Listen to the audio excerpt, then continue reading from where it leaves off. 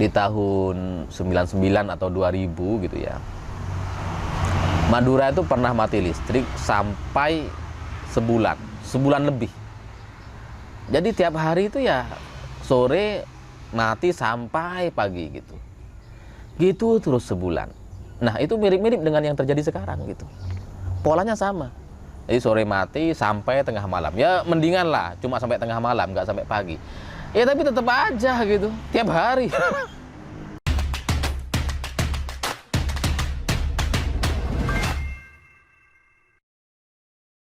Selamat pagi semuanya, selamat datang di episode non politik. Kali ini saya ingin cerita soal listrik di Madura. Karena sejak hari Minggu itu kami mengalami pemadaman yang sangat-sangat luar biasa. Jadi hari Minggu pagi jam 5 dini hari gitu ya, masih pagi banget, itu mati listrik. Saya pikir ada apa, ya udahlah mungkin perbaikan. Ternyata lumayan lama matinya, sampai jam 9 pagi. Setelah itu udah hidup normal. Ternyata jam 5 sore mati lagi. Dan itu lebih lama, sampai jam 1 dini hari. Sampai tengah malam gitu mati. Wah, kaget saya, marah gitu. Rasanya nih, ini ada apa sih? Masa ada masalah sampai lama banget diselesaikannya gitu kan? Masa perbaikan sampai 7 jam sih? Tapi ya oke lah, yang penting sudah normal lagi. Ya udah, habis jam 1 listrik hidup, tenang gitu kan. Ternyata jam 5 paginya, habis subuh itu mati lagi. Jadi hari Minggu, hari Senin juga terjadi seperti itu. Sampai kemarin, hari Selasa juga sama, ada pemadaman listrik gitu. Nah, semalam ini agak berbeda. Karena sampai jam 7 malam itu nggak ada pemadaman gitu. Saya pikir sudah normal semuanya. Ternyata jam 9 mati sampai jam 1 dini hari. Wah, ini udah luar biasa deh, menjengkelkan sekali PLN ini gitu ya. Yang membuat saya jengkel adalah gini, karena hari Senin itu saya ke Surabaya gitu, dan sepanjang jalan pulang, karena saya pulangnya malam hari gitu ya, saya jadi lihat dan jadi tahu bahwa yang mati listrik itu sebenarnya cuma di pedesaan. Jadi kayak Sampang, Pamekasan gitu ya. Yang di kota hidup listriknya. Yang di desa-desa mati gitu.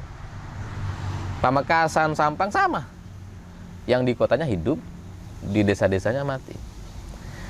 Ini kan nggak adil gitu.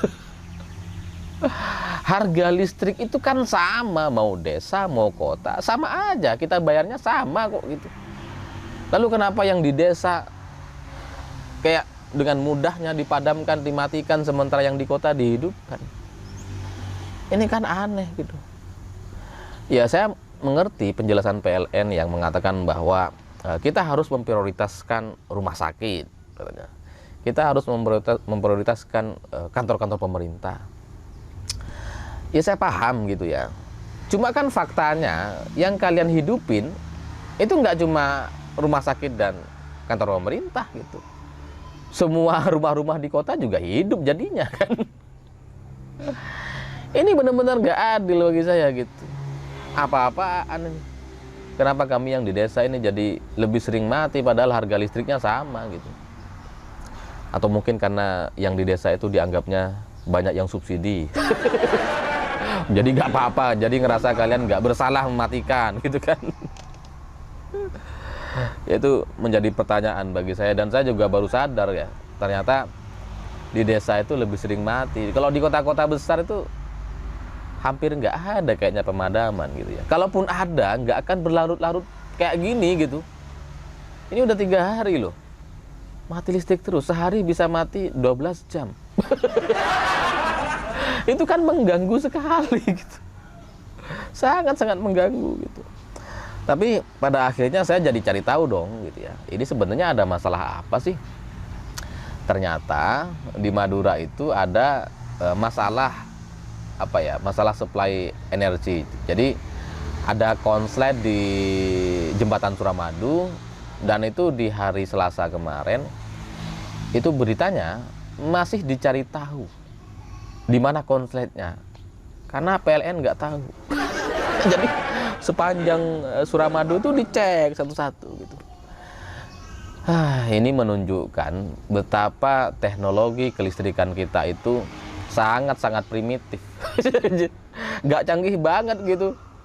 Jadi terjadi konslet, terjadi masalah, tapi nggak tahu di mana. Bayang nggak betapa betapa jeleknya sistem kelistrikan kita. Dan saya udah pernah sering ngalamin nih di rumah gitu ya, ketika ada mati listrik, ada 3 desa mati, sementara desa-desa lain itu hidup gitu. Lalu kemudian ketika saya adukan ke PLN itu muter di 3 desa gitu, keliling kanan kiri. Terus saya tanya dong petugasnya, ini yang masalah yang mana, Pak? Loh, ini masih dicari, Dek. Jadi matinya tuh dari jam 9 malam gitu ya, sampai subuh itu belum ketemu konsletnya ada di mana, belum ketemu, masih dicari. Jadi mobilnya tuh muter-muter nyari.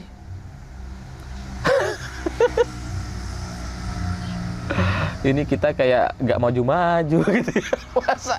Masa nyari konsletnya sampai berhari-hari, sampai ini ada masalah dan kita nggak tahu sih. Dan yang lebih menjengkelkan lagi bagi saya, kasus-kasus seperti ini itu nggak cuma sekarang, dulu tuh pernah terjadi, dan ini sudah terjadi berkali-kali gitu. Seingat saya dulu ketika saya masih SD di tahun 99 atau 2000 gitu ya, Madura itu pernah mati listrik sampai sebulan lebih. Jadi tiap hari itu ya sore mati sampai pagi gitu. Gitu terus sebulan. Nah, itu mirip-mirip dengan yang terjadi sekarang gitu. Polanya sama. Jadi sore mati sampai tengah malam. Ya mendingan lah cuma sampai tengah malam, nggak sampai pagi. Ya tapi tetap aja gitu, tiap hari. Dan masalahnya sama.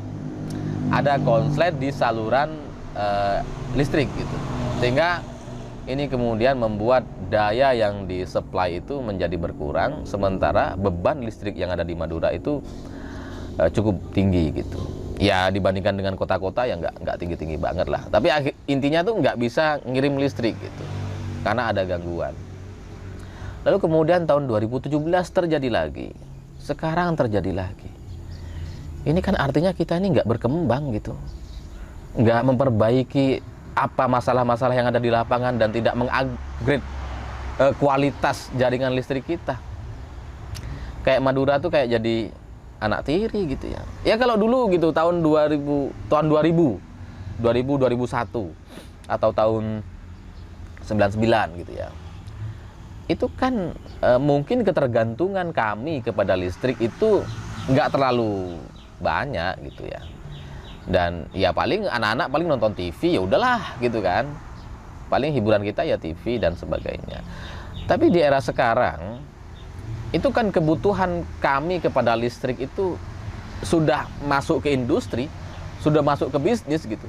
Seperti saya mengendalikan siwot.com atau Siwot TV ini juga dari Madura gitu. Ya kalau listriknya mati gimana? Kan ini mengganggu, dan yang kayak saya tuh banyak gitu, nggak cuma saya sendiri, ada banyak kok konten kreator di Madura, dan itu semuanya kan usaha bisnis gitu. Nah ini kalau situasinya masih sama seperti tahun 2000-an awal, itu kan artinya kita nggak berkembang gitu, nggak ada perbaikan, nggak belajar dari masalah-masalah yang sudah pernah dihadapi gitu. Dan solusinya jadi sama, ya udah padamin aja. Listrik itu sudah jadi kebutuhan pokok bagi orang-orang desa gitu ya. Bukan hanya menghidupkan rumah di dalam lampu, tapi juga sudah menjadi penghidupan ekonomi masyarakat gitu. Dan yang paling buruk dari efek pemadaman ini sebenarnya bukan hanya mati listrik atau kegelapannya, tapi mental kami sebagai orang-orang pekerja itu sangat-sangat terganggu gitu. Ya misalkan ada toko nih, buka jam 7 gitu ya, tapi mati listrik sampai jam 9. Itu artinya kan dia baru bisa buka sekitar jam 9 dong gitu ya. Ya kalau kayak minimarket yang modern itu kan mereka punya genset, dan ya bisalah mereka hidup gitu ya. Ya kalau yang toko-toko kecil bisa aja mereka beli genset, tapi kan jadinya nggak efektif. Jadinya kan jatuhnya kan mahal gitu ya. Saya tuh selama 3 hari terakhir ini ngisi terus genset, ngisi bensin. Jadi kalau dari jam 5 sore sampai jam 1 malam gitu ya, 1 dini hari, itu habisnya sekitar berapa tuh? 60.000 apa? Apa 50.000 gitu bensin. Ayah habis itu masih ngisi lagi, beli bensin lagi, ngisi lagi, beli bensin. Udahlah mahal, nggak efektif, secara psikologi itu mengganggu ke semangat atau mood kami dalam bekerja. Dan ini juga menunjukkan adanya ketidakadilan antara kota dan desa. Ya, bagi saya beginilah, ada 2 opsi bagi PLN di Madura gitu, atau di Jawa Timur gitu ya, yang mungkin nonton video ini. Sistem kelistrikan kita itu harus diupdate. Bagaimana caranya agar jangan sampai mati gitu. Ya sama lah seperti website saya siwo.com gitu kan, itu kan diupayakan agar tidak pernah mati. Ya kalaupun mati jangan sampai seharian. Ya ada sekitar sejam 2 jam, ya itu bisa dinamakan konslet gitu ya.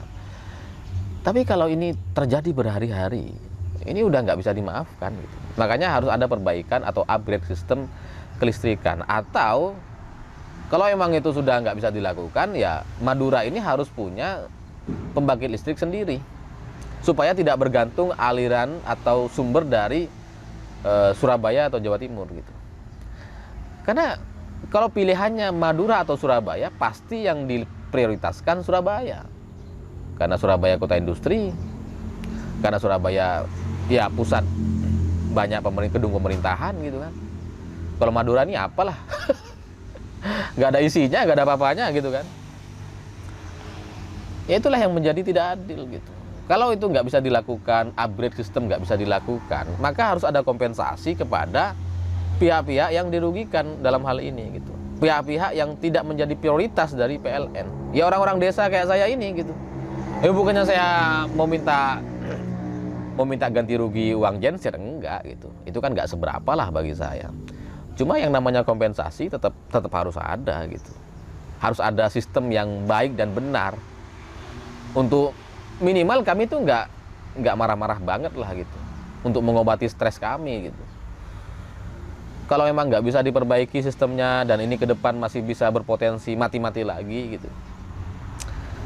Ya harusnya dibedakan harga listrik yang ada di desa dengan yang di kota.